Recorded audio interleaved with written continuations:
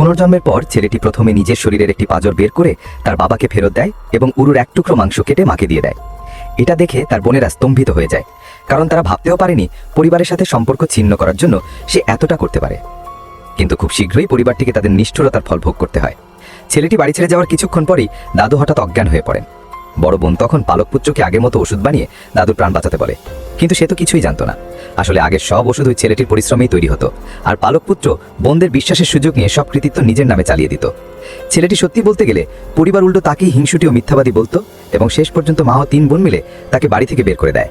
মারা যাওয়ার আগে ছেলেটি বুঝতে পারে যাদের জন্য সে সব করেছে তারাই তার সাথে বিশ্বাসঘাতকতা করেছে। সে প্রতিজ্ঞা করে যদি আবার জন্ম নেয় তবে এদের খুশি করার চেষ্টা আর করবে না। ভাগ্যক্রমে সে 5 বছর অতীতে ফিরে যায়, যখন তার মা খুব অসুস্থ ছিল। সে ঠিক করে এবার আর আগের ভুল করবে না। আগের জন্য নিজের 3 বছর আয়ু কমিয়ে সে ওষুধ বানিয়েছিল, কিন্তু নাম হয়েছিল পালকপুত্রের।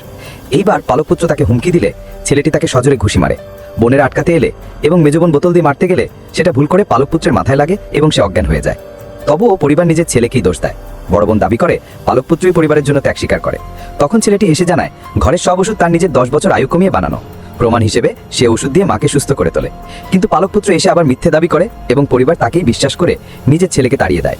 যাওয়ার আগে মা তাকে বলে সম্পর্ক ভাঙতে হলে মায়ের মাংস আর বাবার হাড় ফেরত দাও। ছেলেটি শান্তভাবে ঠিক সেটাই করে এবং বলে এখন আমাদের আর কোনো সম্পর্ক নেই।